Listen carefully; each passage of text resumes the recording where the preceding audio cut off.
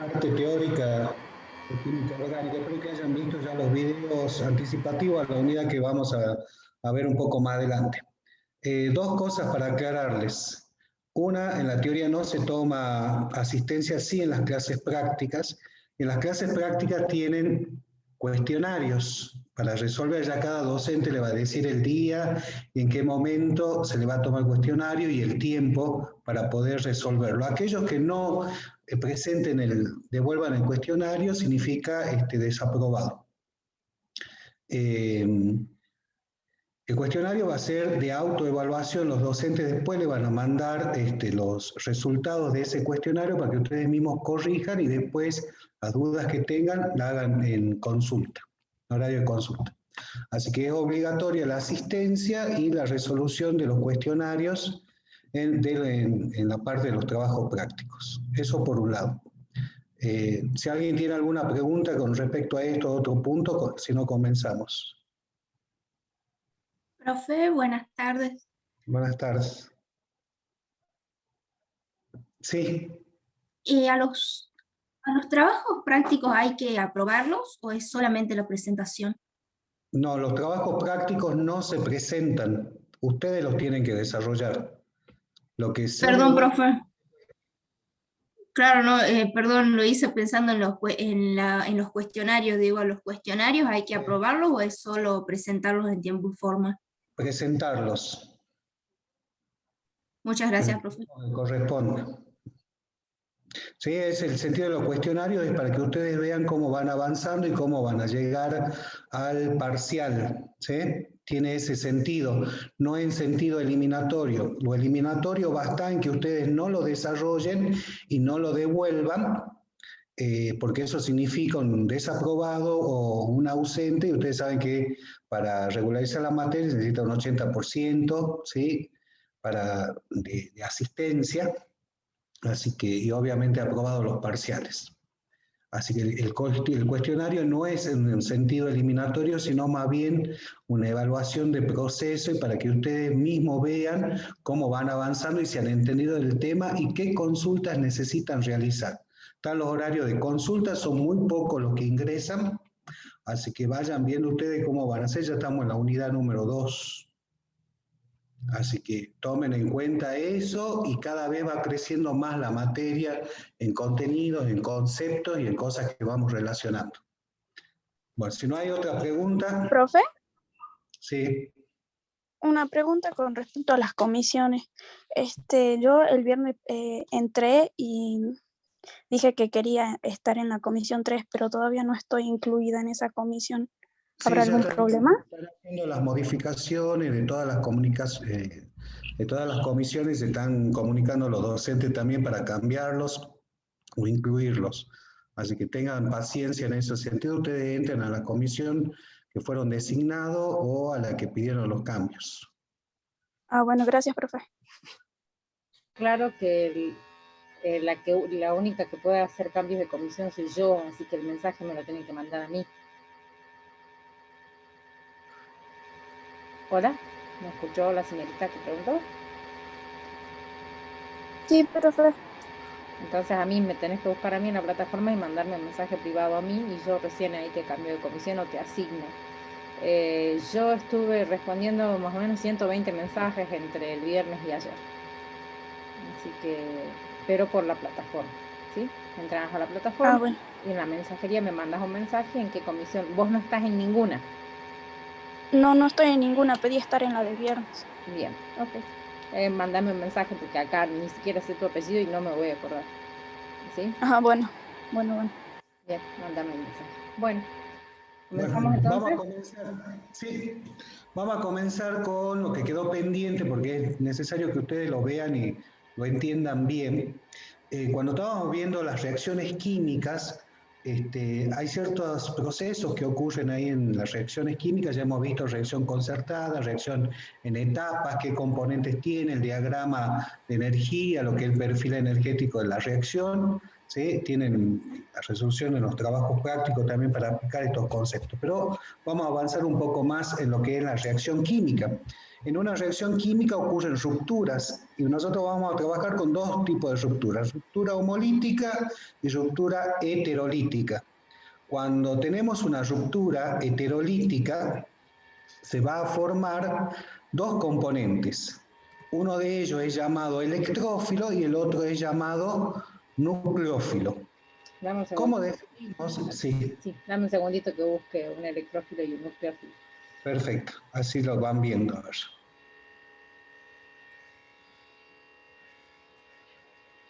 Ahí está. ¿Lo ves? Bueno, fíjense, sí. Fíjense ahí cómo definimos lo que es un nucleófilo.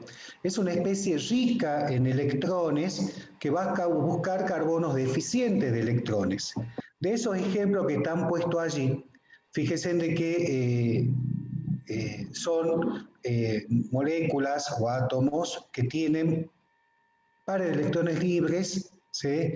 Como el caso ese que está marcando ahí la profesora, o tienen una carga negativa, que por ruptura se formarían este nucleófilo. En cambio, un electrófilo es una especie deficiente de electrones, ¿sí? Que va a tener que unirse a uno que sea rico en electrones. Por eso ahí la definición de electrófilo, fíjese que dice que es un amante de electrones.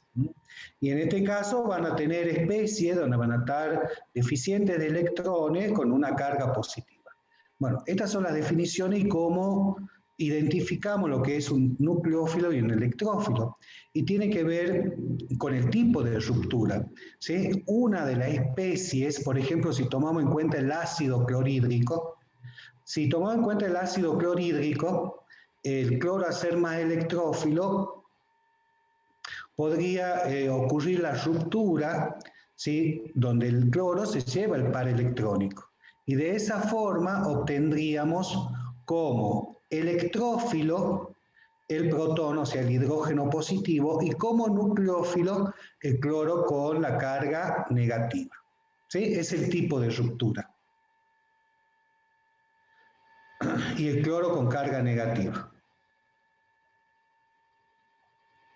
El otro tipo de ruptura que vamos a ver y que vamos a utilizar también este mismo ejemplo, el ácido clorhídrico, son los que tienen ruptura homolítica. En ¿El este ácido caso, clorhídrico o querés que ponga el cloro, perdón? ponelo al cloro, bueno, ponelo al cloro. Así les queda más claro, pero igual se puede dar en el ácido también. Fíjense que en este caso, acá la ruptura es homolítica, donde cada una de las especies se va a quedar con un electrón del enlace. Por lo consiguiente, se van a generar dos radicales libres, donde un radical libre es una especie que tiene un electrón desapareado. Cuando tenemos este tipo de ruptura, va a seguir sucediendo a nivel de la reacción ruptura homolítica, generándose estos radicales libres. Entonces, esto en cuanto a los tipos de ruptura con los que vamos a trabajar nosotros y las especies que vamos a identificar en cada uno de los casos. Bien, déjame que haga un aporte, Víctor. Dame un segundito. ¿Vale? Dame un segundito Sí. Un segundito que voy a retroceder un poco. Bien, quería mostrarles este diagrama, chicos. Este diagrama es un diagrama que resume todos los contenidos del capítulo 5 del McMurray, donde se hablan de las reacciones generales de los compuestos orgánicos. Nosotros, lo que el profesor está abordando ahora, lo que está comentando ahora es la ruptura de los enlaces y que tenemos rupturas homolíticas o heterolíticas. La ruptura homolítica, como ven acá, la ruptura homolítica se tiene que unir también, va a formar radicales y se tienen que unirse por radicales y va a formar reacciones radicalarias. Y la ruptura heterolítica va a formar reacciones iónicas. ¿Sí? Entonces, este cuadro que resume qué tipo de reacciones hay, cómo se producen y cómo se presentan, es un resumen del capítulo 5. Sugerimos en la práctica, para la práctica, que lean el capítulo 5, miren este recuadro, vuelvan a mirar esta plantilla teórica de PowerPoint, porque allí está ordenado y se aborda todo esto que está aquí, incluyendo diagramas de energía que comenzamos a ver la semana pasada. Y ahora... Sí, aquí, sí, espera un momentito ahí con esa diapositiva. Entonces, ya hemos visto los diagramas y la semana que viene vamos a ver los tipos de reacciones en general, que sería la otra parte que está estipulado allí. Y vamos a continuar viendo un poco más, ya hemos visto los tipos de ruptura, homolítica y heterolítica, y cuando tenemos ciertas reacciones que ocurren en etapas, se forman intermediarios. Vamos a pasar a analizar los intermediarios. Bien, ahora vamos ahí. Cuando tenemos los Dame un intermediarios, segundito vamos... que los busque bien. Sí, yo sigo hablando. Tenemos tres tipos de intermediarios con los que nosotros vamos a trabajar, que son los carbocationes, radicales libres y carbanión. Fíjese, recién estaba la diapositiva allí, fíjese en la diferencia que hay. Un carbocatión es un carbono deficiente de electrones, un radical libre tiene un electrón desapareado y un carbanión tiene un par de electrones. Lo que tienen que ustedes aprender también es a clasificarlos. Vuélvelo al anterior, por favor, Arne. A ver. Fíjense en aquí, tanto el carbocatión como el radical libre tienen hibridación sp2. Un carbanión puede tener hibridación sp2 o sp3. ¿Sí? Ya vamos a ver en qué circunstancias. ¿Qué significa eso? De que cuando ustedes hagan el diagrama por orbitales moleculares, tienen que especificar la distribución espacial, que sería de un sp2. Si está vacío el orbital atómico P, estamos en presencia de un carbocatión. ¿Sí? Se lo dibuja con líneas discontinuas o vacío ese orbital. Cuando tenemos un radical libre, fíjense en que sería con un electrón desapareado, como lo está marcando ahí la profesora. Acuérdense ustedes de la distribución espacial trigonal planar, la distribución geométrica, por eso que está perpendicular al plano el orbital atómico P. ¿Sí? Que eso ya lo vimos. Y cuando tenemos el carbanión, podemos ubicarlo como sp2 o sp3. Si lo hacen como sp3, tendrían 4 orbitales híbridos, donde uno de ellos tendría el par electrónico. Si lo hacen como sp2, lo tendrían con un par de electrones al orbital atómico P sin hibridizar. Esa es la forma en cómo se dibujaría espacialmente estos tipos de intermediarios. Lo otro que tenemos que hacer es clasificarlos, reconocerlos. Para los tres casos, fíjense,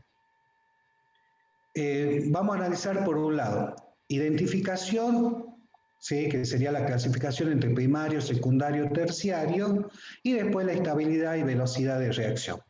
Para el caso de un carbocatión o cualquiera de ellos, radical libre, que esté unido a un solo sustituyente, ¿sí? Vamos a tener que va a ser un carbocatión primario. Si está unido a 2, sustituyentes secundarios. Si está unido a 3, sería un terciario.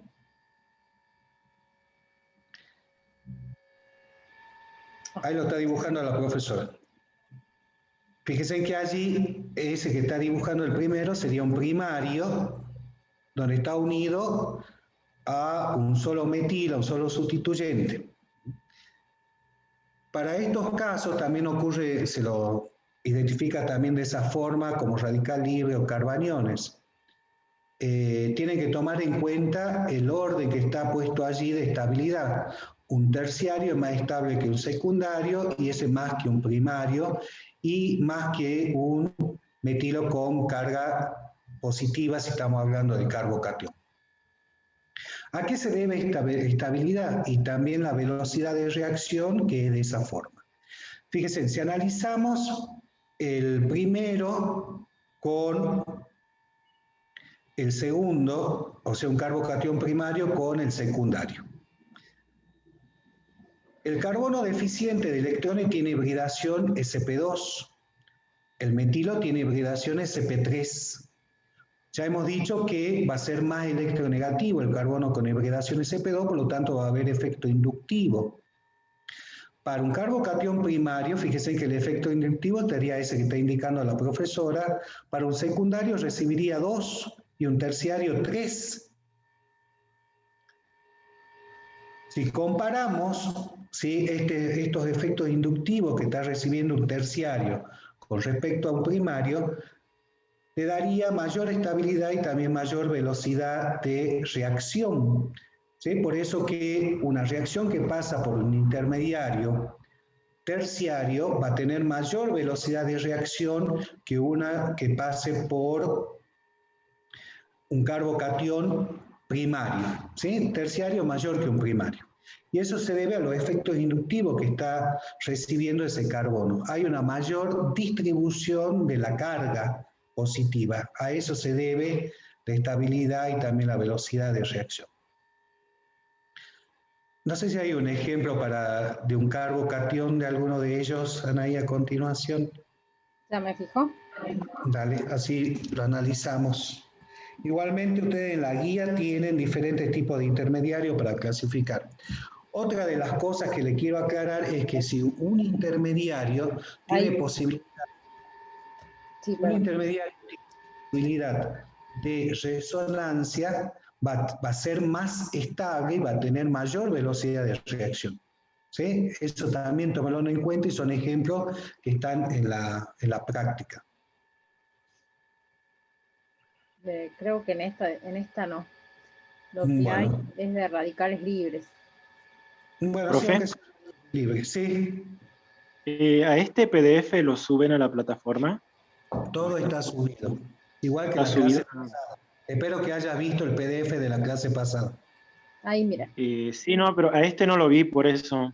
No, el que se sube por semana, por clase que se van dando. Ahí está Bien. radical libre. Y acá tenés, acá puedo dibujar el carbocatión. No sé si te das cuenta que, fíjate que acá se va a producir carbocatión. A ver, analicemos esto, pero no es fundamental, digamos. Si ustedes tuviesen una pregunta en este diagrama, fíjense que acá están partiendo de una reacción que de una adición electrofílica y se forma un intermediario de reacción. ¿Qué pasa si en ese caso el intermediario de reacción sería uno primario? Si ustedes tienen otra reacción y lo quieren interponer en este diagrama, la pregunta sería, esa reacción, la otra reacción pasaría por un intermediario más estable, que sería un terciario. La pregunta sería, si analizan los intermediarios, la energía que van a tener esos intermediarios, ¿la pondrían por abajo o por arriba de este intermediario que está puesto allí?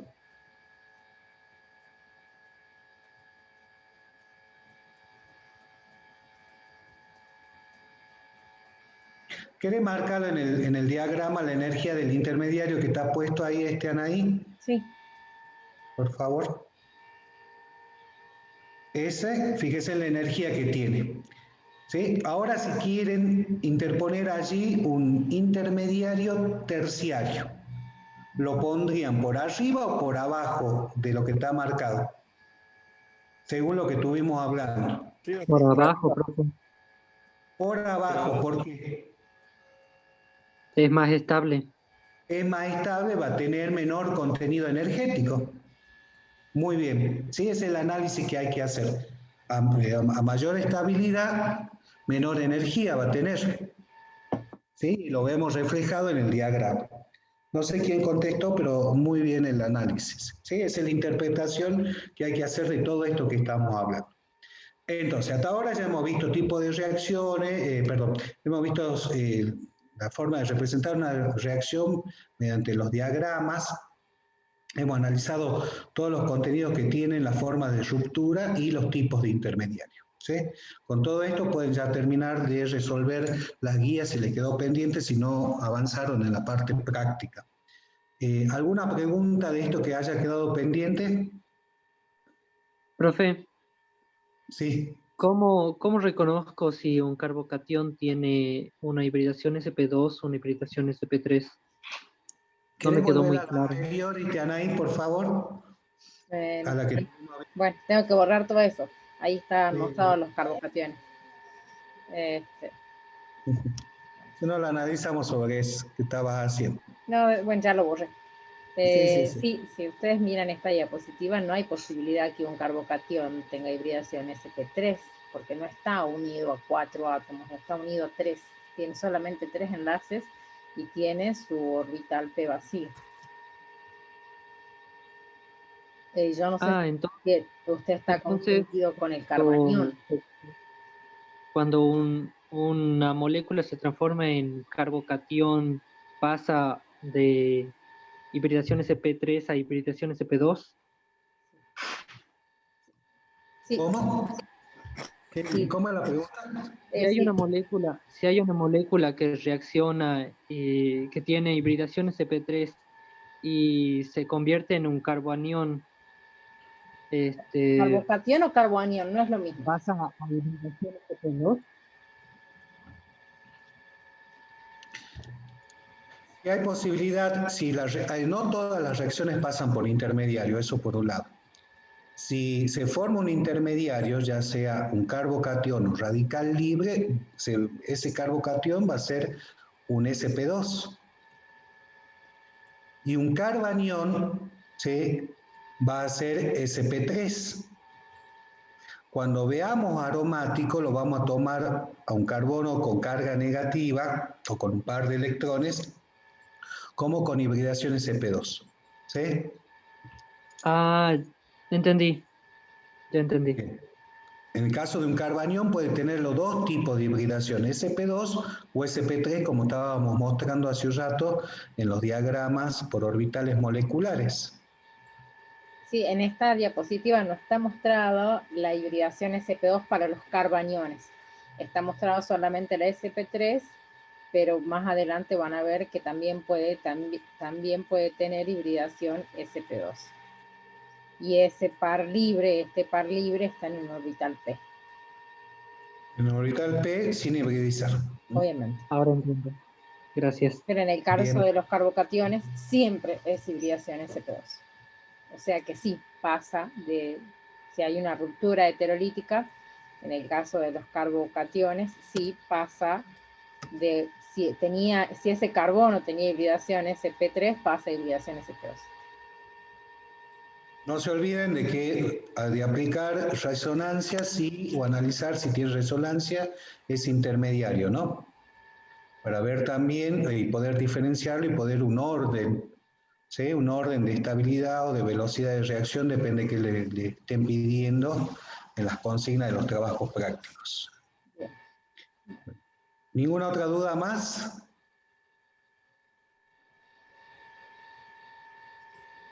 Bueno, comenzamos con el tema nuevo que es de isomería.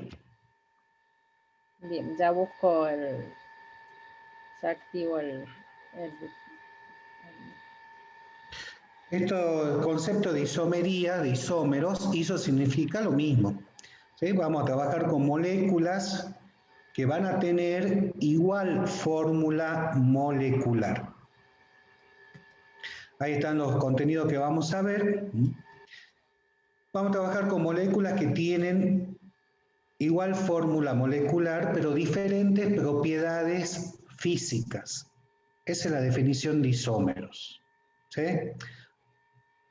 Tómenla en cuenta y siempre cuando trabajen con este tema, tomen en cuenta esta definición. Fíjense, por ejemplo, acá. La pregunta sería, ¿son isómeros estos compuestos que están colocados acá como ejemplo? Entre ellos,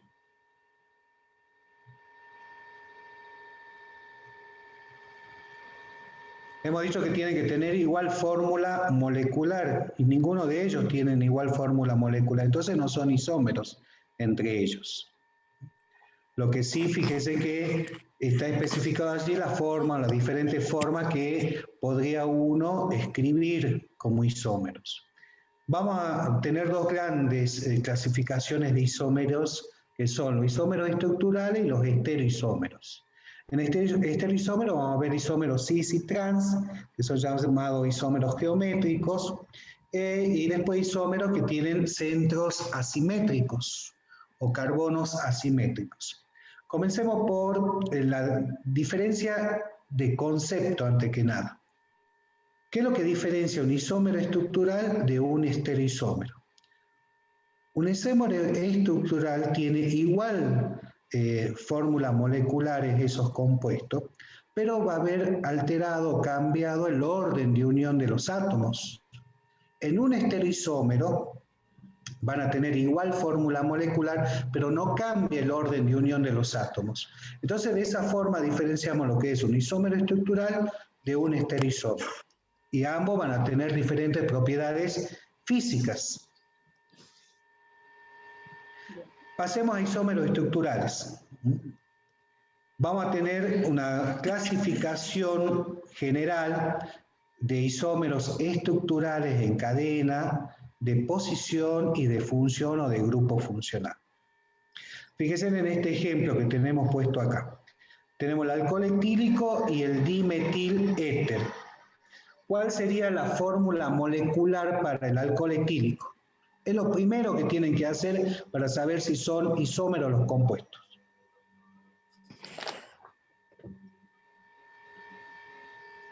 ¿Cuál es la fórmula molecular del alcohol etílico? ¿Alguien que lo diga? CO2 o H. Carbono 2. Oxígeno 1. Hidrógeno 6. Oxígeno 1. Y un oxígeno, bueno, no sé si lo dijo perfecto, pero no lo entendí. No lo escuché yo, no los he escuchado. Sí, yo tampoco, pero bueno. Si sacaron eso, fíjese que el dimetiléter es lo mismo, o sea que entre ellos son isómeros. Por otro lado, tomen en cuenta lo que le dije recién, las propiedades físicas son diferentes. Miren el punto de ebullición del alcohol etílico, 78 grados centígrados, y del dimetiléter, menos 24. Tomen en cuenta los tipos de interacciones que ya hemos hablado. Acá está reflejado el tipo de interacción entre molécula a molécula. Tomen en cuenta en eso. ¿Sí? Por eso que el alcohol etílico tiene mayor punto de ebullición. Pero entre ellos son isómeros. Ahora, son diferentes en el grupo funcional. El alcohol etílico, el grupo funcional que está presente allí, ¿sí? Es el grupo hidroxilo. Y en el dimetiléter sería un éter. O sea que esto es un isómero estructural de función o de grupo funcional. Veamos el que sigue, isómeros de posición. Acá nuevamente, lo primero, una cosita más. Hemos dicho hace un rato que en los isómeros estructurales se mantiene, tiene la misma fórmula molecular, pero cambia el orden de unión de los átomos. Fíjense en que el grupo hidroxilo, el oxígeno está unido a un hidrógeno y a un carbono. En cambio, el éter, en este caso tendríamos el oxígeno unido a 2 carbonos. Cambió el orden de unión de los átomos. Es por eso que es un isómero estructural. Veamos qué sigue. Tenemos como ejemplo el 1-clorobutano y el 2-clorobutano. Me van diciendo la fórmula molecular. Carbono 4. Carbono 4. ¿Qué más? Hidrógeno 9. Sí. Cloro 1. Y cloro, y un cloro. Para estos dos compuestos tienen la misma fórmula molecular, son isómeros, y veamos si son estructurales o estereoisómeros.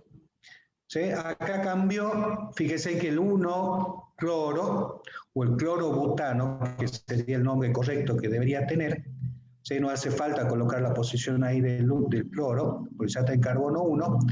Sí, en el 2-clorobutano, en ese caso, fíjense que el cloro en el primer compuesto está unido en carbono 1 y en el segundo en el carbono 2. La pregunta sería, ¿cambió el orden de unión de los átomos? Sí, profe. Sí, porque tenemos diferentes compuestos, diferentes nombres, pero tienen la misma fórmula molecular. Acá está cambiando la posición de uno de los sustituyentes, que es el caso de cloro. En el primer compuesto, en el carbono 1 y después está en el carbono 2. Por eso que son llamados isómeros estructurales de posición. ¿Sí? Pasemos al último ejemplo para poder identificar isómeros en cadena. Acá nuevamente, lo primero ver si son isómeros. ¿Cuántos carbonos? 4. 4 carbonos y ¿cuánto hidrógeno? 10. 10. O sea que son isómeros entre ellos. Tenemos el N-butano y el isobutano. ¿Cuál es la diferencia principal que están viendo entre el primero y el segundo?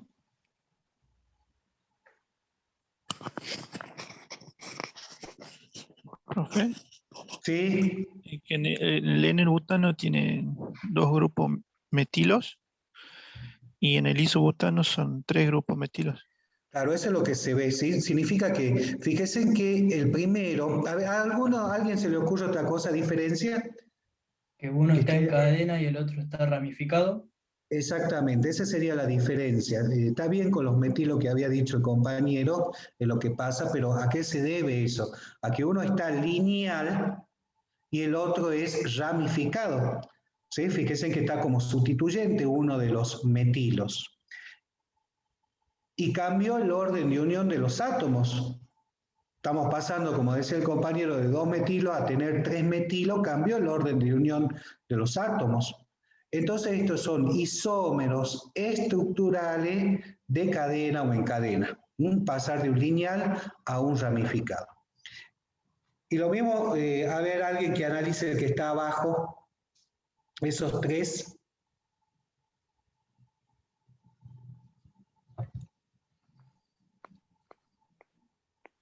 Fórmula molecular, comenzando por fórmula molecular. Carbono 5. Hidrógeno 12. Bien. El N-pentano, ¿cómo es? Lineal. Bien. El isopentano, Ramificado. ¿cuántas Una ramificaciones tiene? ramificación. Una. Una. Y el neopentano,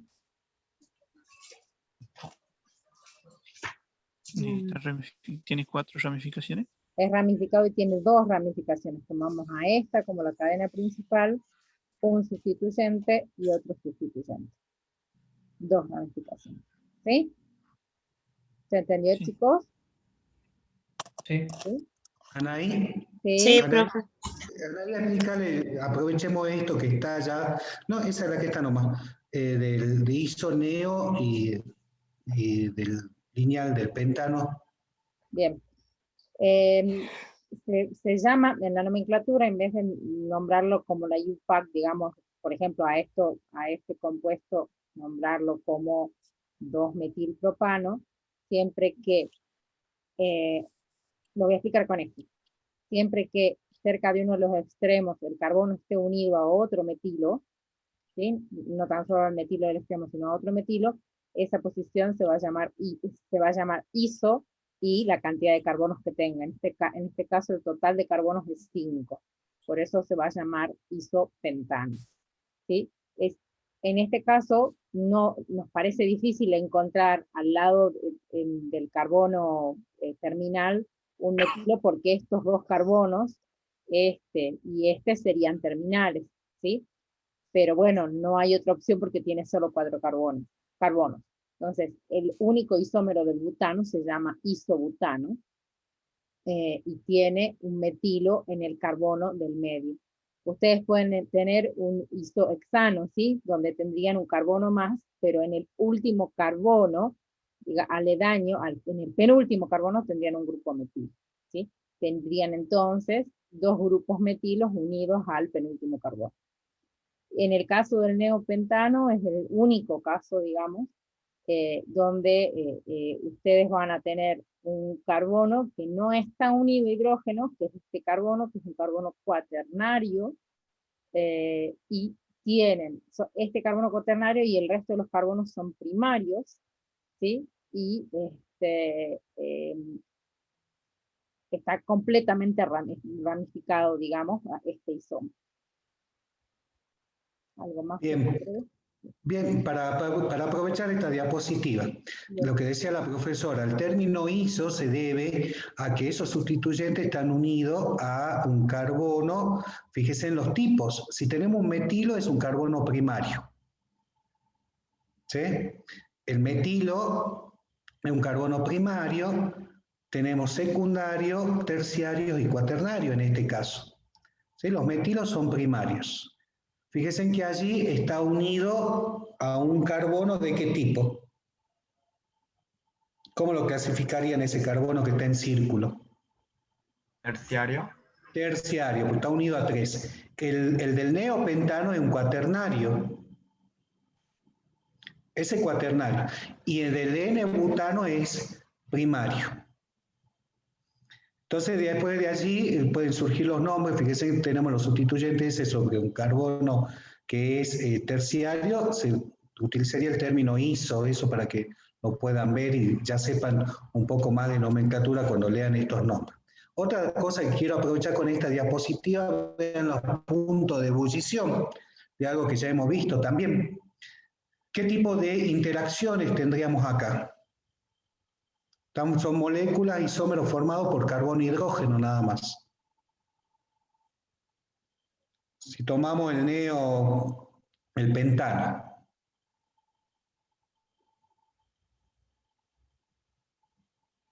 Vamos, chicos, actívense. Interacción, ¿qué tipo de interacción analizaríamos en este tipo de molécula? La del London. Son isómeros con igual fórmula molecular, pero diferentes propiedades físicas. ¿Qué propiedad física analizarían acá? Tienen puestos los puntos de ebullición. ¿A qué se debe esa diferencia de los puntos de ebullición?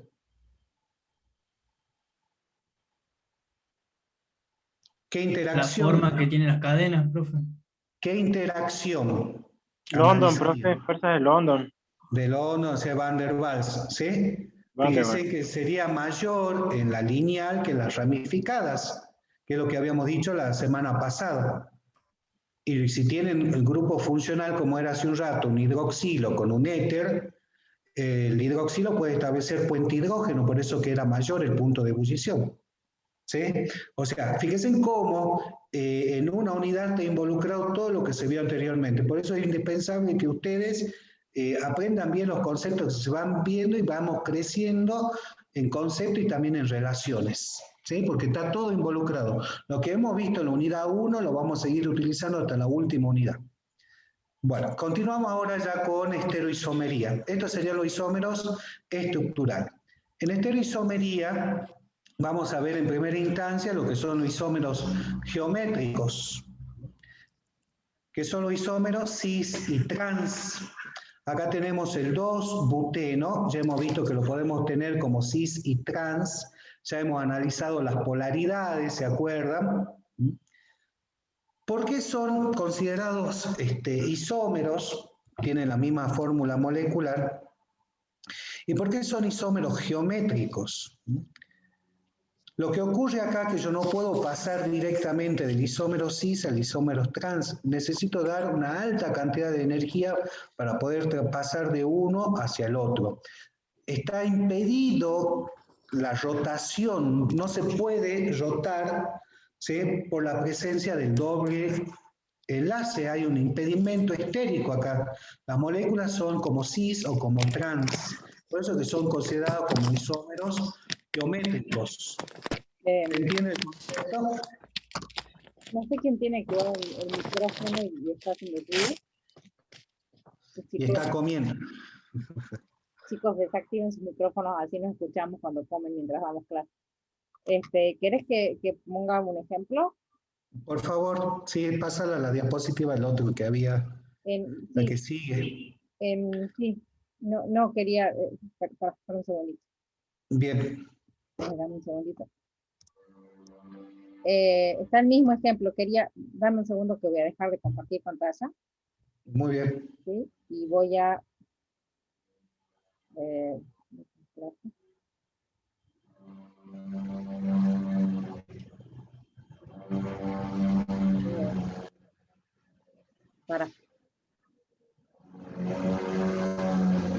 quiero mostrarles cómo sería un isómero cis y un isómero trans. Acá el grupo es distinto, no es un metilo como está puesto allí, sino que sería un grupo alcohol, ¿sí? Y en este caso tenemos tenemos que esto tiene hibridación sp2, ¿sí? La forma trigonal plana, y acá está el enlace doble, ¿sí? Tanto arriba como abajo está representado por esto. Y fíjense que si nosotros miramos el plano molecular, vemos que están del mismo lado los grupos de hidroxilo. Lo que ocurre en este caso es que no puede haber rotación de enlace acá, porque si no se rompe el doble enlace. No es lo mismo que en un enlace simple, que puede haber rotación del enlace. Si nosotros, acá en este modelo yo puedo hacer esto, pero si hago esto rompo el enlace doble. En la realidad de los átomos no va a pasar, el enlace doble fija la estructura. Entonces no se puede cambiar la posición esta, a menos que se rompa este enlace, y se vuelvan a formar enlaces. La ruptura de enlaces es muy energética, y allí quedaría un isómero trans, ¿sí? Pero la ruptura de esos enlaces es muy energética, es muy cara, energéticamente es muy costosa. Eso quería explicar con el modelo. Ahora te vuelvo a anclar, Víctor. Perfecto, muy bien. Sí, se ve impedida la libre rotación allí por la presencia del doble enlace, por eso lo consideramos como isómeros geométricos cis y trans. Sí, pasemos al otro ejemplo donde así avanzamos con E y Z, que había el siguiente, así ya lo... Fíjense en acá, justo está lo mismo. No sé si está el ácido fumárico y el maleico, pensé que era para E y Z, así ya lo veía. No. Bueno. Perfecto, después lo analizamos. Entonces, fíjense que acá en el fumárico y el maleico es lo mismo, ¿sí? Fíjense la diferencia de puntos de ebullición. Tenemos el fumárico de 287 y el maleico de 338 grados centígrados. Tomen en cuenta el efecto inductivo, ¿sí? De los sustituyentes, hacia dónde va, que es algo que ustedes ya lo pueden analizar y indicar por qué tienen esos puntos de ebullición. Tomen en cuenta que son vectores, si hay resultante o no, y cómo sería el mu. ¿Sí? Vuelvan a analizarlo después. Y lo mismo para el del 1,2 dicloro eteno, también lo pueden sacar fácilmente. ¿Sí? Para ese caso, fíjense en quién sería más electronegativo, el carbono o el cloro. Sería el cloro, o sea que el efecto inductivo está indicado hacia el cloro. ¿Sí? En el trans, ¿habría una resultante o no? Hacia el cloro. Anaí, hacia el cloro. Ay, perdón, sí, perdón. Fíjese para el trans, ¿cómo habría una resultante o no? El mu en ese caso sería igual a 0, misma magnitud, diferente sentido. En cambio, en el cis, fíjese en que tendrían una resultante, ¿sí?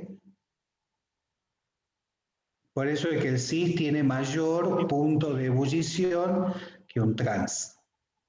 Eso para que lo puedan analizar y después lo vean en el fumárico y maleico, que son estructuras importantes en el ciclo de Krebs, que lo van a ver en química biológica. Muy bien, sigamos ahí con la otra parte. Esto es todo lo que vamos a analizar de isómeros geométricos. Bueno.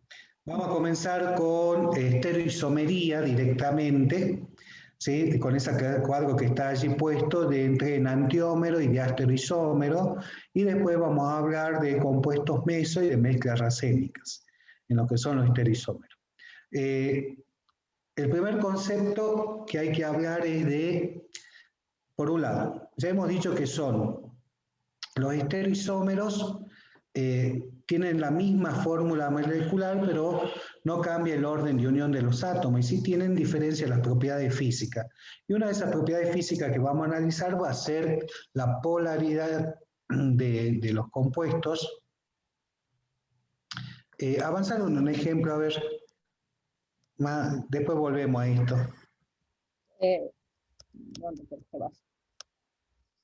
A ver, uno que te dé a pares. De a pares. Por ejemplo, acá fíjense el que tenemos abajo, en el que dice figura 9.2, para que lo analicemos. A ver.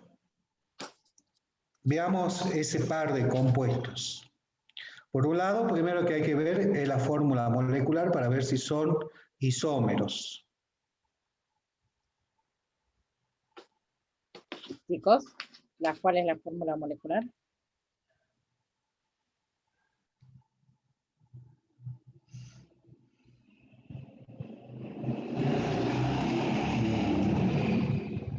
Chicos, ¿cuál es la fórmula molecular? Cantidad de carbonos, hidrógenos, oxígenos. 5 carbonos. Acá 5 carbonos hay. 6 carbonos. 3 carbonos. 3 carbonos. No hay que equivocarse Esta es una en eso. estructura, chicos. Carbono, ¿sí? Fíjense con otro enlace. Atrás hay otra estructura. ¿Sí? La estructura es la misma que está acá. Es la misma que está acá.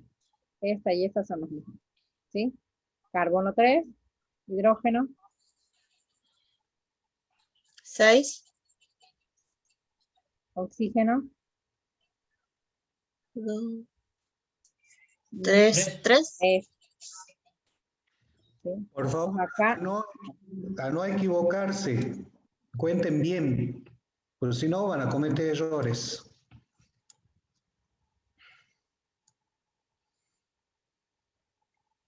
¿Sí? Fíjense, en esa sería la fórmula molecular. Veamos el par que está arriba, yo creo que va a estar mejor ahí para analizarlo. Fíjense que acá tenemos como el ácido más láctico y el ácido menos láctico. Son isómeros entre ellos, tienen la misma fórmula molecular como estuvieron sacando recién. Ahora, el más láctico tiene grupo hidroxilo, fíjense hacia la izquierda, y el menos lo tiene hacia la derecha. Fíjense en que el carbono, ese carbono central está unido a 4 sustituyentes. Por un lado a hidrógeno, a grupo hidroxilo, a un metilo y a un grupo carboxilo. En el menos también ocurre lo mismo. Fíjese que está unido a un hidroxilo, hidrógeno, a metilo y a un grupo carboxilo. La pregunta sería, ¿tiene la misma fórmula molecular? Sí. ¿Cambió el orden de unión de los átomos?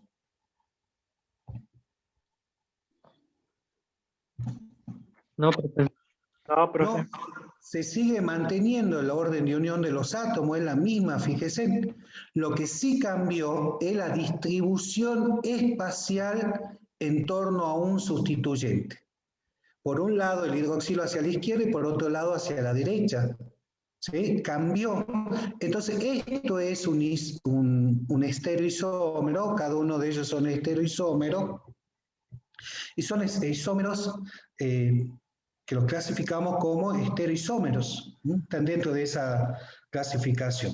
Profe, decimos que cambió la forma espacialmente porque cuando queremos superponer no se superponen. Sí, ahora vamos a eso. Sí, vamos por partes. Entonces, son estereoisómeros. ¿Sí? Tienen la misma fórmula molecular. Diferente propiedad física, que ya vamos a ver cuál es. Por otro lado, se mantiene el orden de unión de los átomos, pero cambia la distribución espacial en torno a uno de los sustituyentes. Por eso es que tenemos el isómero más y el isómero menos, en este caso del ácido láctico. Ahora, ¿qué relación de estereoisomería hay entre este par de isómeros o de estereoisómeros? ¿Qué relación? La relación que hay entre ellos es que son enantiómeros. ¿Qué significa que sean enantiómeros? Donde son isómeros, estereoisómeros entre ellos, ¿sí? Mantienen la fórmula molecular, cambia el orden de unión de los átomos, pero son enantiómeros entre ellos. Vamos a analizar, vamos a avanzar con este concepto. A ver. Por un lado, tenemos un carbono central, que es denominado carbono asimétrico o centroquiral, que tiene 4 sustituyentes diferentes. Ahí está marcado el 1, 2, 3 y 4. Fíjense que tiene una imagen especular de ese compuesto. Esa imagen especular sería una imagen especular no superponible. Cuando tenemos una imagen especular no superponible, estamos hablando que son un par de enantiómeros. Acá vamos a hablar de un concepto que es de quiralidad. Estas moléculas son quirales. ¿Qué significa eso? Que no admiten un plano de simetría, o sea, un plano que divida la molécula en dos partes iguales. Cuando tenemos la imagen especular y es no superponible, son moléculas quirales. Volver a la anterior, Anaí, por favor. Ahí está. A la anterior a esa. A ver, ahí, pásala. A ver. ¿Qué querés que muestre? Ahí está, perfecto. Ahí está. Fíjense que la anterior a esa. Ahí. Fíjense en cómo analizamos si hay superposición o no de la molécula, ¿sí? De la imagen especular. La superposición estaba mostrada acá, abajo. Acá estaba mostrada la superposición de este y cuando lo girabas no se podía superponer. Sí, quería que vean lo del giro de 180 grados, por eso decía el anterior. Fíjate que está marcado ahí. Fíjense en cómo es la rotación para ver si un compuesto se superpone o no. A la imagen especular, supongamos que estamos hablando de imagen especular no superponible antes que nada. Si yo proyecto en un espejo, tengo un espejo acá al frente, y proyecto esta lapicera, en la imagen voy a ver lo que me devuelve el espejo, va a ser la imagen de la lapicera, y la puedo superponer. Pero ¿qué ocurre ahora si yo coloco, tengo el espejo acá en el frente y tengo la mano derecha? Lo que me devuelve de imagen especular, ¿sí? El espejo va a ser la mano izquierda.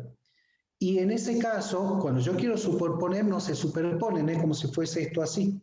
Lo mismo, tómelo en cuenta, si yo tengo un zapato izquierdo, ¿sí? Del pie izquierdo, y lo quiero colocar en el derecho, no se puede introducir el pie. ¿Sí? No se superpone. Entonces, es la idea de una imagen especular no superponible. Ahora, yo tengo el compuesto y tengo su imagen especular. ¿Cómo compruebo si la imagen especular es superponible o no? A la imagen especular debo girarla 180 grados. ¿Sí? La giro 180 grados y la levanto y la apoyo sobre el plano. Y fíjense que no se va a superponer. Entonces, esa es la idea de una imagen especular no superponible.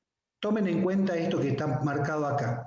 Fíjense que tienen el 1 como sustituyente 1, 2, 3 y 4. Son 4 sustituyentes diferentes.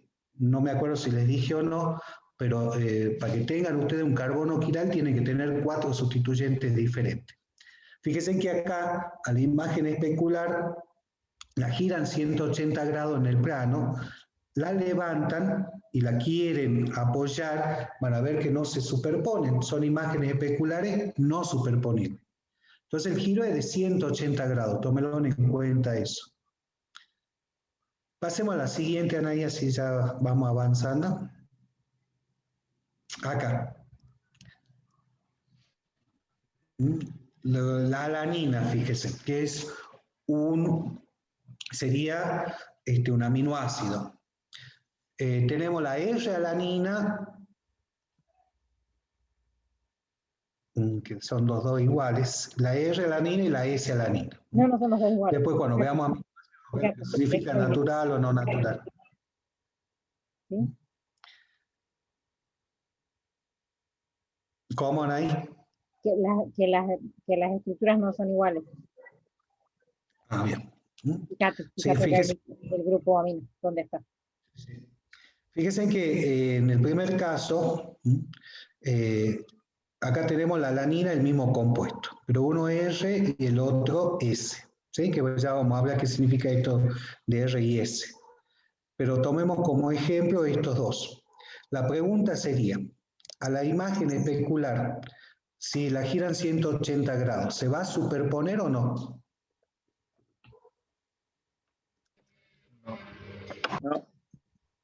No. Fíjese que ustedes, si giran 180 grados, la levanten y la apoyan, no se va a superponer. Ahí la va a mostrar la profesora, creo que tiene unos orbitales moleculares para ver la superposición. Sí, ahora les muestro. Dale, perfecto, así avanzamos.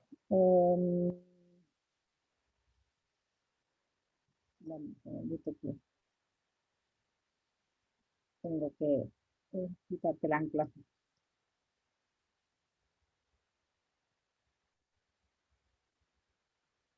Bien. Fíjense que acá hay, hay moléculas que tienen 4 sustituyentes diferentes para la facilitación de que ustedes los puedan ver. Están en 4 colores distintos, rojo, verde, azul y amarillo. Y yo acá tengo una molécula que es su imagen especular. ¿Sí? Entonces,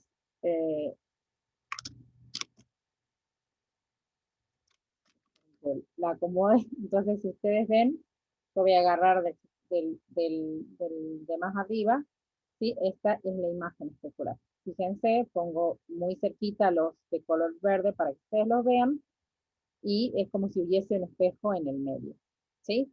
El sustituyente azul queda para atrás. Yo lo voy a poner así para que ustedes vean todos los sustituyentes en el mismo momento. Si yo las superpongo, sin girarla 180 grados, queda de esta manera. Fíjense que si yo la superpongo, no logra superponerse porque si bien los sustituyentes rojo y azul están en el mismo lugar, los verdes y amarillos están en distintas posiciones. Ahora, yo los voy a volver a separar y lo que voy a hacer es girar una de las dos 180 grados. La voy a girar 180 grados. ¿Sí? De manera que en vez de quedarme el rojo para arriba, me va a quedar para abajo y el azul me queda para arriba. Y ahora la voy a superponer. Ahí está girada a 180 grados. Ahora coinciden los sustituyentes verde y amarillo, que antes no coincidían, pero los que no coinciden, no están en la misma posición, son el azul y el rojo.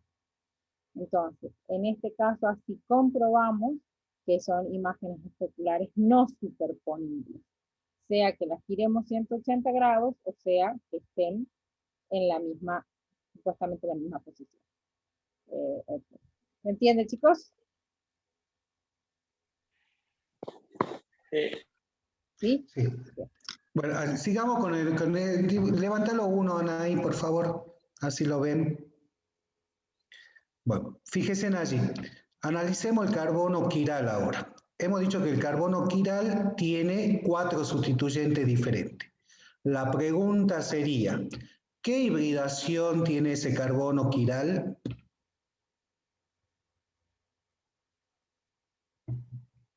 SP3. SP3. ¿Qué distribución espacial va a tener un carbono quiral?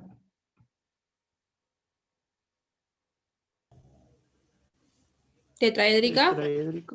Es un tetraedro, fíjense, es un tetraedro, que tiene 4 caras. El tetraedro, marcarían ahí las caras, por favor, así se ubican. 1, 2, 3 y 4. Profe, no lo podemos ver. Ahora ya se pone la imagen la profesora. ¿A mí? Sí, ponele la imagen, así lo ve ahí. Ahí está. Marcale, por favor, la cara del tetraedro. Mi imagen está anclada, ellos deberían poderme ver. Dame un segundito. Mi imagen está anclada, ellos deberían poderme ver. Es que se veía chiquito, era por eso. Tienen que poner vista del hablante, chicos. Eso lo tiene que hacer cada uno en su dispositivo. Si ponen vista del hablante, van a ver mi imagen en casi toda la pantalla. Bueno, ¿vuelvo a marcar? Sí, márcalo, por favor, Anaí. Señalale ahí, así se ubican bien. Cara 1, ¿sí? Estos 3 son la cara 1. Estos 3, ¿sí? La voy a poner en un lateral. ¿Sí? Esta es la cara 1. Cara 2. Cara 3, la base. Y cara 4, la que yo estoy mirando. ¿Sí? Que sería la unión entre el punto rojo, el verde y el azul. La que yo estoy mirando. ¿Sí? Dame un segundito que voy a acercar el tetraedro.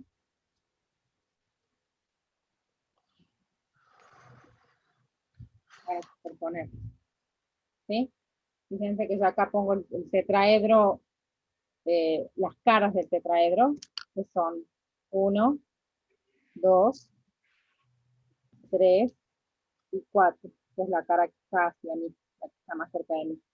Si yo ahora pongo esto acá adentro, se van a dar cuenta que si unimos cada uno de los vértices, se forma un tetraedro. El átomo de carbono queda en el centro del tetraedro. ¿Lo ven, chicos? Sí, profe. Sí, profe. Bien. Muy bien. Entonces, siempre que ustedes tengan una molécula y que tenga su isómero y que tenga un solo carbono quiral, van a ser un par de enantiómeros. ¿Sí? Van a ser moléculas quirales. Son pares de enantiómeros donde uno de la imagen especular no superponible del otro. Esos son conceptos que tienen que quedar clarísimos para poder resolver esta parte. Vamos a seguir avanzando el concepto de R y S para que lo podamos ver. Perdón, antes de pasar a eso. Hemos dicho que tenemos propiedades físicas diferentes. ¿Qué propiedad física diferente van a tener esta molécula? Va a ser la actividad óptica. La actividad óptica es una propiedad física de las moléculas.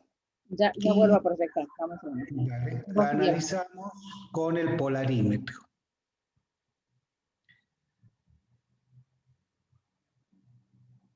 Poner la diapositiva del polarímetro, ahí está. El polarímetro me va a dar o determinar la actividad óptica de un estereoisómero. ¿Sí? Fíjense en que acá, así a forma general, les voy a explicar en qué consiste el polarímetro. El polarímetro es un equipo donde tiene una fuente de luz. Anda señalando los pasos con el cursor, Anaí, por favor. Sea una fuente de luz que emite luz en todas direcciones, en todo sentido. Se interpone un filtro, un polarizador, y lo que va a hacer ese polarizador es que emerja la luz en un solo sentido. Fíjense de que allí, a continuación, hay una celda, un tubo de vidrio, donde se coloca la solución de la muestra a analizar. Si esa solución o esa muestra tiene actividad óptica, lo que va a hacer es desviar el plano de la luz polarizada. Va a pasar por el tubo donde está la muestra y si la desvía, fíjense que a continuación hay otro polarizador, un filtro, y después tenemos el ocular, que es por donde observa la persona. Si la persona no ve el haz de luz, significa de que esa solución, esas moléculas que estaban puestas allí, debió el plano de la luz polarizada, ya sea en sentido hacia la derecha o hacia la izquierda. ¿Sí? Volviendo nuevamente, si yo giro hacia la izquierda, ese ocular, una cierta cantidad de grado, voy a volver a ver la luz, o hacia la derecha lo mismo. ¿Eso qué significa? Si la solución o la molécula ha desviado el plano de la luz polarizada hacia la izquierda, sería levógiro con signo negativo, y si es hacia la derecha, sería destrógiro o destro-rotatorio con signo positivo. Es por eso que el anterior, volvamos al anterior del ácido láctico, Anaí. Sí, no sé si el ácido láctico está exactamente después. Estaba como más y menos, ahí está. Fíjense en que el ácido láctico sería el primero como más, o sea que sería un destrógiro, y como menos sería levógiro. ¿Lo ven? Esto es un par de enantiómeros, ya hemos analizado que son un par de enantiómeros que tienen un carbono quiral, tienen imagen especular no superponible. Si el primero es más, su imagen especular, ¿qué es lo que va a hacer? Si el primero es destrógiro, su imagen especular, ¿cómo va a ser? Lo contrario, va a ser levógiro. ¿Queda claro eso? Por eso es que son isómeros que tienen misma fórmula molecular, imagen especular no superponible, y tienen diferentes propiedades físicas, en este caso la actividad óptica, ¿sí? Donde uno es destrógiro y el otro sería su imagen levógiro. ¿Cómo vamos a medir la actividad óptica? Pasemos a la fórmula, Anaí, por favor. No sé si la tengo acá. No sé si la tengo. Dame un segundito. Dame un segundito que no me acuerdo. Dale.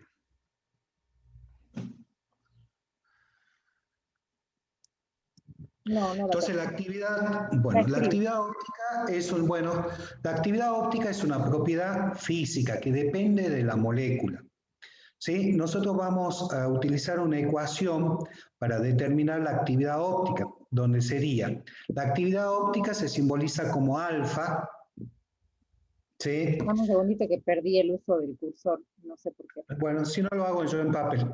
La actividad óptica sería alfa, que se mide en una cierta temperatura en la línea del sodio, donde va a ser igual a la actividad óptica observada sobre la concentración de la muestra por la longitud del tubo. La concentración de la muestra siempre son en unidades en gramos sobre mililitro, y la longitud del tubo en decímetro, y la actividad óptica observada en grados. A ver si la alcanzan a ver allí, ¿se ve? Sí, sí se ve. ¿Sí? Tenemos la actividad óptica específica que está dada en una temperatura generalmente 25 grados, ¿sí? Se tiene que especificar. Y está dado en la línea de sodio, que sería la fuente que se utiliza como luz. Va a ser igual a la actividad óptica observada, que está en grado, dividido por la longitud del tubo en decímetro y la concentración en gramos sobre mililitro. ¿Sí? En este caso, si nosotros tenemos densidad por gramos sobre mililitro, esto equivale a grados. Se simplifica, sería dimensional la actividad óptica específica. ¿Por qué es importante saber la actividad óptica específica o observada? Acá diferenciamos estas dos cosas. ¿De dónde saco la actividad óptica observada? Del polarímetro. Del polarímetro. Yo le dije que teníamos un ocular, ¿sí? Donde podría girar hacia la derecha o hacia la izquierda en cierta cantidad de grados. Y eso me da la actividad óptica observada.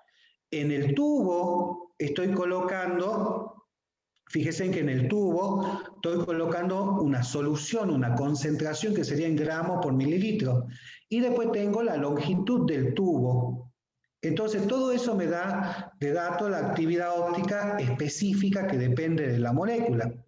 La pregunta sería, si yo tengo dos soluciones de sacarosa, ¿sí? De azúcar, que la estoy extrayendo de la caña de azúcar. Armo una solución que tiene diferentes concentraciones y utilizo la misma longitud del tubo, que sería 10 decímetros. La actividad óptica específica va a ser igual.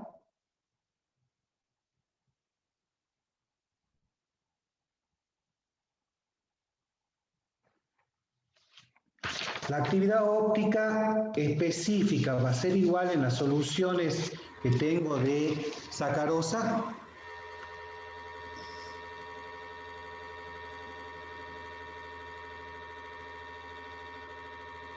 Es una pregunta. No, porque las concentraciones son diferentes. A ver, si yo tengo una solución de sacarosa, ¿qué es lo que va a variar? La actividad óptica específica, que depende de la molécula, o la actividad óptica observada.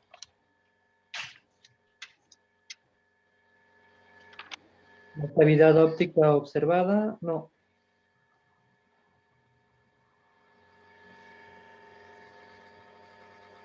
Uno de los estudiantes dijo, no sé si lo escuchaste, que si la concentración es diferente, la actividad observada va a ser diferente. Eso dijo uno de los estudiantes. No lo había escuchado. ¿Sí? La actividad óptica va a ser observada, va a ser diferente cuando cambiamos las concentraciones, o si cambiamos las longitudes de tubo también van a ser diferentes. Lo que no va a cambiar va a ser la actividad óptica específica, porque depende de esa molécula, que en este caso sería sacarosa. Estamos trabajando con la misma. ¿Sí? ¿Se entiende? Sí, profe. Para resolver esto hay que colocar en las unidades en que se les remarcó y hacer los pasos correspondientes para ver qué es lo que me piden. Si me piden concentración, longitud del tubo, rotación observada o específica. ¿Sí? Es matemática. Así que eso tienen que aplicar para poder resolverlo. Bien. Y colocar en las unidades correspondientes. Seguimos con... ¿Sí? ¿Se quedó claro? Vamos a ver ahora lo que denominamos RIS, que sería la configuración absoluta. Entonces quedó claro, ¿no? Si tenemos un par de estereoisómeros, que son enantiómero entre ellos, uno de ellos va a ser de estrógeno, su imagen especular va a ser levógeno. Veamos ahora qué va a pasar con la actividad óptica. La actividad óptica, cuando tenemos estos par de isómeros, tenemos la configuración absoluta. A ver, ahí está. Sí, la anterior a esa, Anay. Acá tenemos la S y la R, la de configuración que estaba puesta. ¿Ninguna de esas? ¿Esta? No, la que seguía para determinar la configuración absoluta, los pasos. Eso. Esos son los pasos. Bueno, ¿sí? Primero tenemos que ver uno de los estereoisómeros para determinar la configuración absoluta, ver si R o S. Hay que seguir esa serie de pasos. Lo primero, identificamos el carbono quiral. Identificamos el carbono quiral, nos fijamos en los sustituyentes que están unidos directamente a ese carbono quiral. Después tenemos que dar un orden de prioridad a esos sustituyentes, de acuerdo que están unidos a esos carbonos quiral. ¿De acuerdo a qué vamos a dar ese orden de prioridad? De acuerdo al número atómico del que está unido directamente ese carbono quiral. Por eso que tenemos diferenciado en el ejemplo como 1, 2, 3 y 4. ¿sí? Ese sería el orden de prioridad de acuerdo al número atómico. Luego, ¿qué tenemos que hacer? Fíjense de que tenemos, si ustedes están de frente, como están viendo allí, fíjense, si ustedes miran de frente, ¿cuál? La que está arriba y abajo, sí, tomen en cuenta las dos. Fíjense de que allí, al de menor número atómico, que sería el 4, ¿sí? ¿La están observando o no? En la cara del tetraedro que están viendo. Sí, profe. Sí, en ambos casos están viendo. Lo que correspondería sería, el siguiente paso es alejar al que tiene menor número atómico. ¿Sí? Cuando alejamos al de menor número atómico, fíjense en cómo queda la secuencia. Es como si hiciéramos un giro, digamos, en este sentido, si este es el 4, lo tengo que alejarlo de la observación, o sea, de lo que estoy viendo, lo alejo y quedaría hacia atrás. Entonces tenemos esa cara del tetraedro. Allí tenemos el sustituyente 1, 2 y 3. Fíjense en que cuando observamos esa cara del tetraedro, lo primero que vemos es al 1, después vemos al 2 y después al 3. Estamos yendo en este sentido de observación. Fíjense que sería un sentido horario o antihorario. Horario. Horario. Un sentido horario. Cuando tenemos un sentido horario, sería una configuración absoluta R. Y en sentido contrario, antihorario, sería una configuración absoluta S. ¿Queda claro? Sí, profe.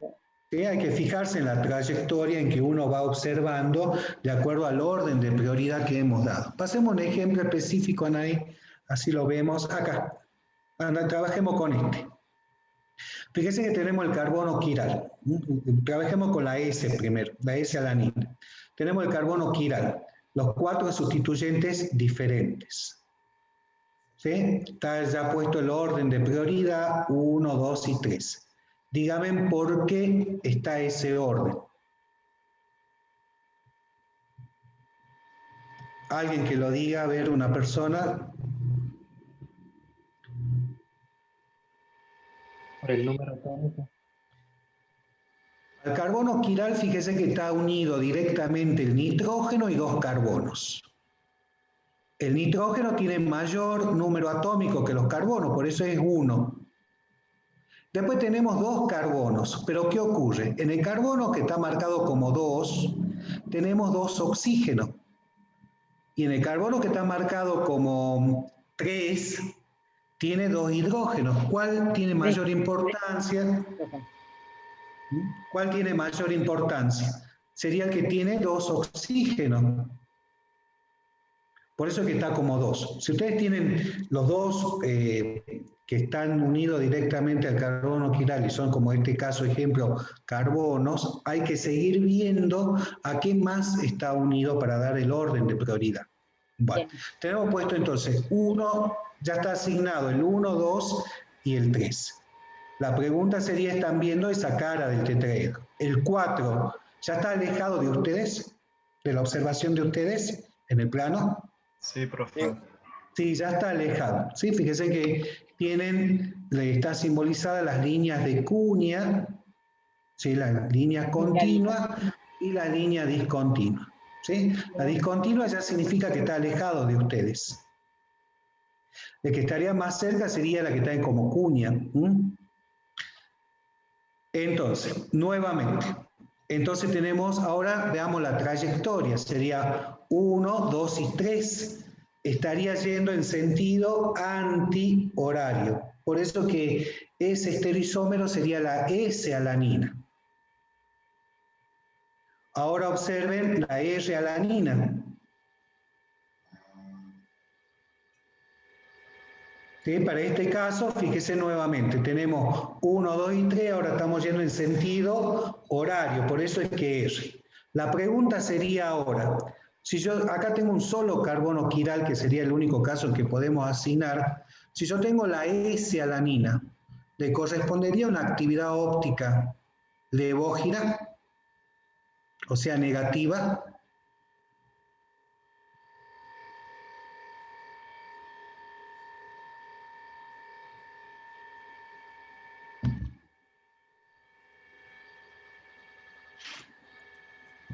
¿Qué piensan?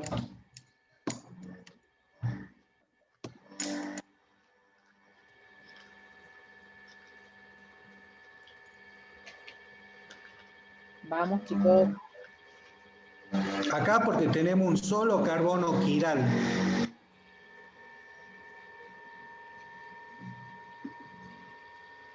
Sí, profe, le corresponde al S en levógira. Sí, porque hay un solo carbono quiral, ¿sí? Su imagen especular es R positivo. Pero cuando tenemos más carbonos quirales, ya no va a ocurrir lo mismo. Puede ser que se dé lo mismo o no, hay que analizarlo, ¿sí? Cuando tenemos un solo carbono quiral, como en este caso, sí le correspondería. Por ejemplo, veamos ahora ese ejemplo que está puesto allí. Ese.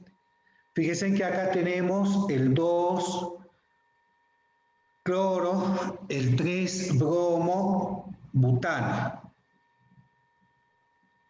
Tenemos 2 carbonos quirales.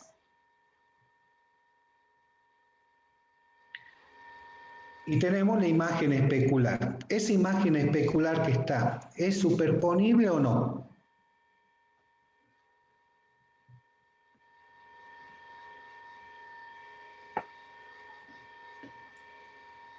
No. Si giran la imagen especular 180 grados, la levanten, la apoyen sobre la primera, sobre el plano, no va a ser superponible. Son un par de enantiómeros entre ellos. Veamos el primer carbono quiral, el que está unido al bromo. Vamos dándole un orden de prioridad. ¿Quién sería 1? El bromo. El bromo. 2, ¿quién sería?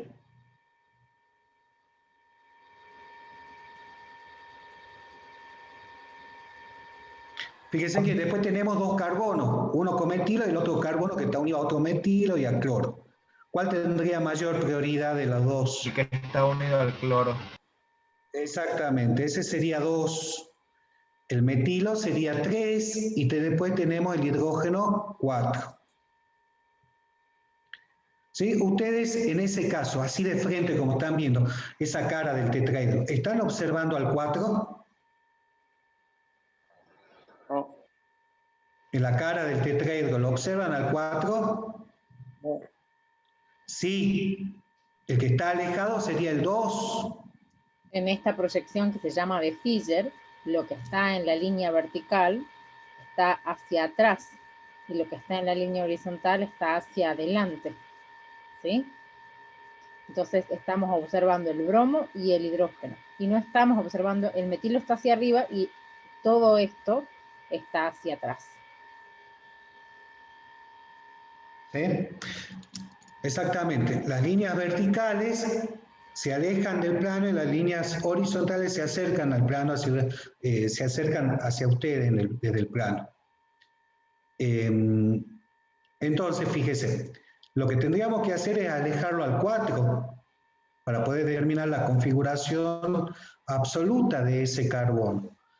Tenemos que, si tenemos el 4, ¿sí? Lo ubicamos hacia atrás, mantenemos el 1 y lo que está especificado el de arriba, ¿sí? Si lo tenemos de esta forma, si tenemos de esta forma, fíjense que ustedes están viendo acá el 4, tendrían que alejarlo. ¿Sí? Cuando lo alejan, fíjense cómo cambia, tendríamos el 3 arriba igual, el 4 pasaría hacia atrás, el 1 y el 2 hacia adelante. ¿Qué configuración seguiría en sentido horario o antihorario en la observación? Antihorario. Tendríamos el 1 el 2 y el 3 irían en este sentido, o sea que sería antihorario, sería la configuración absoluta de ese carbono, sería un 2s, por eso que está especificado como 2s, hay que dar la posición del carbono. En cambio el 3 ya sería un R, donde está el cloro, analicemos lo mismo. Fíjense que el cloro sería 1, lo que está arriba sería 2 y el metilo 3 y el 4. ¿Sí? Ahora lo vamos a hacer más rápido. 1, 2, 3 y el 4. Y hay que hacer lo mismo. Alejamos al 4. Alejamos al 4. ¿Y cómo nos va a quedar ahora la molécula cuando alejemos al 4? Siempre el sentido de alejarlo tiene que ser el menor posible. ¿Sí? En la cara de un tetraedro es conveniente que ustedes se muevan sobre la cara del tetraedro para no cometer errores. ¿Sí? Cuando ustedes se mueven en la cara del tetraedro, sí, que sería la otra metodología para poder observarla, fíjense, si se colocan en la cara donde está el cloro, ¿sí? En esa cara del tetraedro, ya están alejando al de menor número, que sería el 4. Allí verían al 1 al cloro, 2 a lo que está arriba y 3 al metilo. Estarían yendo en sentido horario. Sería un 3R, la configuración absoluta de ese carbono quiral. O sea, que si en una molécula ustedes tienen más de un carbono quiral, hay que determinar la configuración absoluta de cada uno de esos carbonos quirales. ¿Sí? La profesora mencionó la proyección de Fischer. ¿En qué consiste una proyección de Fischer?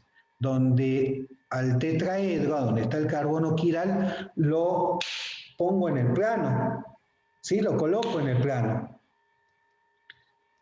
¿Qué significa eso? En la proyección de Fischer lo coloco en un plano, donde tenemos un eje vertical y un eje horizontal, fíjense. Tal cual como está marcando allí. Fíjense que las cuñas están acercándose hacia ustedes, por eso están marcados como grueso, y las que están alejadas son las verticales, con líneas punteadas.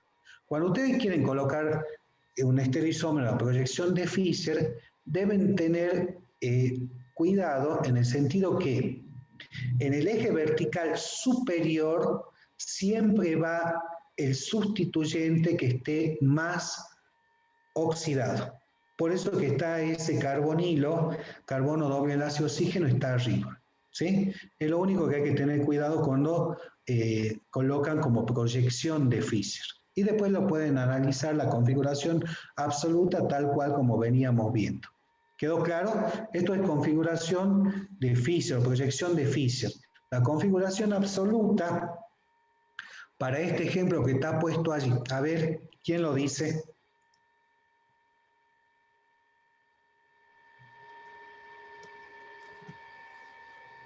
¿Cuál sería la proyección de Fischer? Perdón, la configuración absoluta. La de Fischer es la que está colocada allí, con el sustituyente más oxidado en el eje vertical superior. Coméntenos, díganos cuáles serían el orden de los sustituyentes. La asignación. ¿Cuál sería 1, cuál sería 2, cuál sería 3, cuál sería 4? Primero, el carbono quiral. ¿Cuál es el carbono quiral? Tiene configuración absoluta S. Primero vamos por parte. ¿Cuál es el carbono quiral? El carbono 2. El 2, ese que tiene 4 sustituyentes diferentes. Ahora den el orden de prioridad. El que tiene el que tiene mayor prioridad sería el que tiene el carbono unido doble enlace al oxígeno. Hemos dicho que el orden de prioridad se da de acuerdo al número atómico del átomo unido directamente al carbono quiral. Entonces, ¿el hidróxido? El oxígeno del hidroxilo es 1. Después tenemos 2 carbonos. ¿Cuál de los 2 carbonos sería? El carbono que está unido a un doble enlace a un oxígeno. Al doble enlace, sí, exactamente. Y el otro sería 3. Y 4. ¿Por qué el carbono del doble enlace tiene mayor prioridad?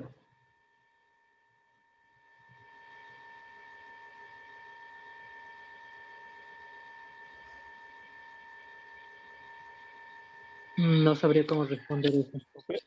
Profe, Porque ¿aceptan los electrones? No, no tiene que ver con la electrón, tiene que ver con los...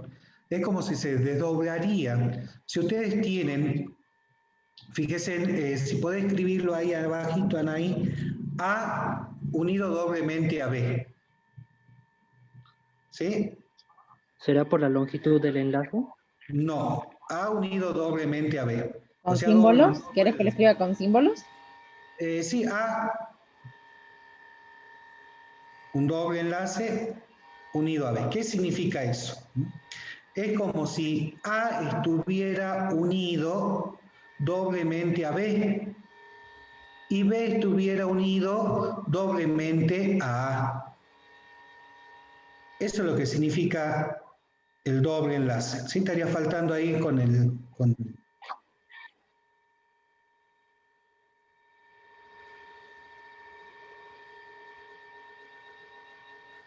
Sí, tendría que estar todo junto ahí. A unido doblemente a B y B unido doblemente a A. Por eso es que tiene mayor prioridad en doble enlace que un enlace simple. Un enlace triple va a tener mayor prioridad que un enlace doble. Porque si yo tengo un triple enlace, A va a estar unido 3 veces a B y B va a estar unido 3 veces a A. Por eso es que tiene mayor prioridad. Eso sirve para asignar prioridad. ¿Cuál sería entonces ahora sí la configuración absoluta de esta molécula? Que es el gliceraldehído. Vamos a girar, vamos a rotar. Fíjense que el observador está mirando esta cara, entonces acá estamos viendo lo que ve el observador. ¿Sería una configuración S?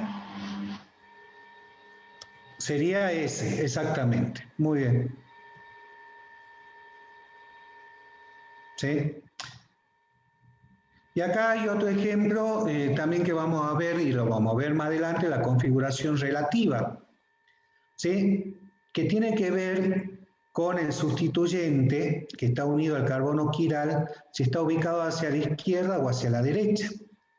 Si el hidroxilo, como en este caso está hacia la izquierda, le corresponde una configuración relativa L, es una L mayúscula. Y si está hacia la derecha, una configuración relativa D. ¿Con respecto a quién si está hacia la derecha o hacia la izquierda? Con respecto al grupo funcional que estaría arriba, que sería el más oxidado, que sería el carbonilo que está puesto allí.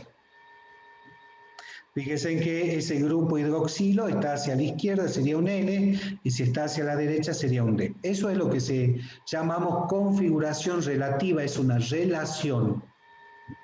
Entonces podemos ver actividad óptica, configuración relativa y configuración absoluta en este estudio de la molécula. Si tengo más de un carbono quiral, tengo que sacar la configuración absoluta de cada uno de los carbonos quirales. ¿Se entendió?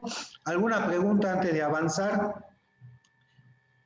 ¿O vos, Anaí, querés acotar algo más, decir algo más para redondear la idea?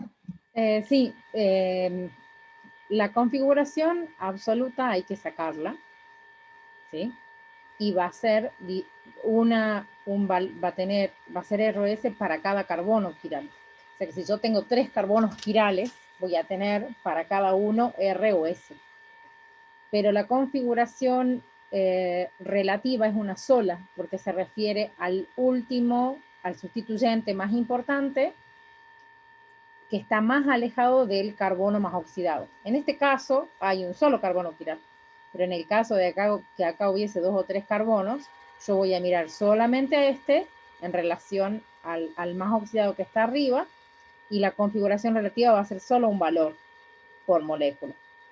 Ahora, la actividad óptica, no importa si yo tengo 2, 3, 4, 5 carbonos quirales, la actividad óptica es solo una, y no la podemos saber analizando un gráfico, la vamos a saber con el polarímetro.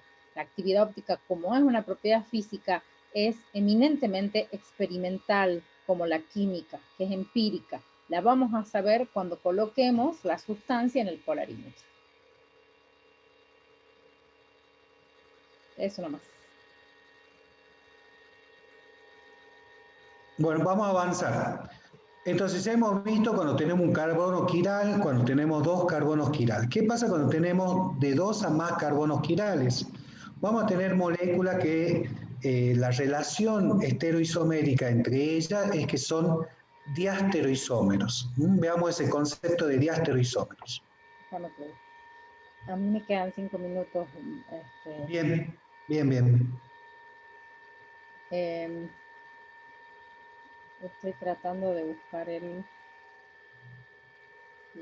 diastereoisómero que tenía acá.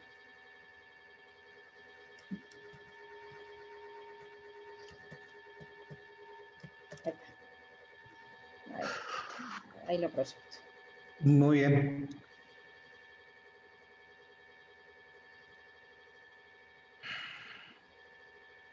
Ahí está, perfecto. Fíjese, veamos nuevamente. ¿Cuántos carbonos quirales tiene el primer estereoisómero? Tiene 2 carbonos quirales. ¿Sí? Para sacar la cantidad de estereoisómeros que puede tener esa molécula, se escribe 2 a la N, donde N está indicando la cantidad de carbonos quirales. ¿Sí? Ponele 2 a la N, Estiana, ahí, por favor. Estaba activando. Dale. 2 a la N, arriba la N, ¿no? Ahí está. Sí, perdón. Como potencial. Sería 2, como esta molécula tiene 2 carbonos quirales, sería 2 a la 2. ¿Cuántos estereoisómeros tendría que escribir para esa molécula? 4. Sería, claro, 4. Serían 4 estereoisómeros. ¿Sí? Veamos cómo escribimos esos estereoisómeros. Yo parto de la primera molécula que está marcada como 1. Tengo que escribir la imagen especular. ¿Sí? Ya ubiqué los sustituyentes en torno al carbono quiral. Fíjense que sería el bromo y el cloro. Cuando escribo la imagen especular, cambio la posición de esos sustituyentes. Ahora, sí, fíjense de que en el primer par, 1 y 2, en el primer par 1 y 2, estos son enantiómeros entre ellos, son imágenes especulares no superponibles. Puedo determinar la configuración absoluta de cada uno de esos carbonos, que después lo hacen ustedes solos. Si no, no vamos a tener tiempo. Ya hemos visto cómo se saca. Ahora, cuando quiero escribir el próximo par, vuelvo nuevamente a la primer molécula. A ver. Lo que se hace es cambiar de posición, ¿sí? Para no cometer errores, lo que está como 4 es lo que primero tendría que ocurrir. Cambiamos de posición el primer sustituyente para no equivocarse. Acá está visto de abajo. Está bien, Anaí, no hay problema. ¿Sí? Veamos el 3. Fíjense que el primer sustituyente lo cambiamos de posición en que encontramos, que sería el cloro. Antes la primera molécula estaba en la 1, está hacia la derecha, ahora está hacia la izquierda. Y el bromo permanece tal cual. Escribimos la imagen especular, ¿sí? De esa molécula, donde cambiamos los sustituyentes en posición horizontal. Si analizamos, esto es un par de enantiómeros, también el 3 y el 4, en imagen especular no superponible. ¿Sí? Fíjense en que hemos escrito los 4 estereoisómeros para esta molécula. Tenemos el 1, 2, 3 y 4. Las relaciones estereoisoméricas que hay entre 1 y 2 es que son enantiómeros. Entre 3 y 4 son enantiómeros. Ahora, ¿cuál va a ser la relación que hay entre 1 y 3, 1 y 4, entre 2 y 3 y 2 y 4? Es que son diastereoisómeros entre ellos. ¿Sí? ¿Qué sería un diastereoisómero? Son compuestos que son estereoisómeros, pero que no son imágenes especulares entre ellos y que tienen diferentes propiedades físicas y químicas diferentes entre ellos. ¿Qué significa eso? Que entre 1 y 3 No son enantiómeros, sino que son diastereoisómeros, pero son estereoisómeros que van a tener actividad óptica, o sea, una propiedad física diferente. ¿Sí? ¿Quedó claro eso? Sí. Muy bien. Entonces hay que escribir todos los posibles pares de enantiómeros utilizando esa ecuación de 2 a la n para saber la cantidad de estereoisómeros que debo escribir y sacar, y tienen que ir por parte para no equivocarse. ¿Sí? Si yo tengo 3 carbonos quirales en la molécula, ¿cuántos estereoisómeros tendría que escribir?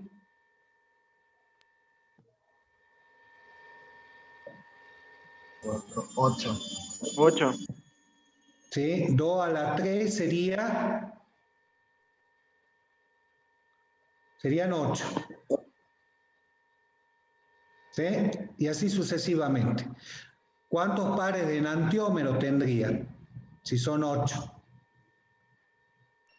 4 pares de enantiómeros. 4 pares de enantiómeros. ¿Y cuántos diastereoisómeros?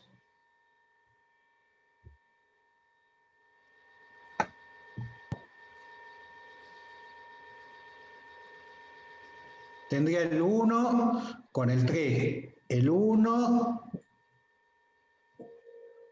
con el 5, el 1 con el 6 y así sucesivamente. ¿Sí? Después el 2 y después el 3. Son varios los diastereoisómeros. Bueno, acá fíjense, tenemos entonces moléculas que tienen más de un carbono quiral. Se saca la configuración absoluta de cada carbono quiral, hay que escribir los pares de enantiómeros y tenemos diastereoisómeros. ¿Qué pasa cuando tenemos más de un carbono quiral, pero hay posibilidad de que el compuesto no tenga actividad óptica? En el ejemplo que estuvimos viendo recién, todos tienen actividad óptica, pero hay casos donde no hay actividad óptica. Y en ese caso hablamos de compuestos meso. Fíjense que acá tenemos el ejemplo del 2,3-dibromobutano. Tenemos la proyección 1, la 2 y la 3. ¿Cuántos carbonos quirales tiene la molécula? 2 carbonos quirales. 2 carbonos quirales. ¿Cuántos estereoisómeros tendría que escribir? 4. ¿Cuántos pares de enantiómeros tendría que tener la molécula? 2 pares de enantiómeros. 2 pares de enantiómeros. Bien. Eso es lo que tendríamos que escribir. Pero ¿qué ocurre? Fíjense que acá, si tenemos así la molécula 1, fíjense que si armamos la imagen especular de esa molécula. Acá está. Muy bien, ahí está, perfecto. Perfecto, perfecto. Ahí está. Fíjense que acá en ese ejemplo que dice forma meso, ¿sí? Si armamos la imagen especular, esa imagen especular va a admitir un plano de simetría que divide a la molécula en 2 partes iguales. Si divide a la molécula en 2 partes iguales, no va a tener actividad óptica. Si bien este es un compuesto, un estereoisómero que tiene carbonos quirales, pero tiene una imagen especular que es superponible, se va a superponer.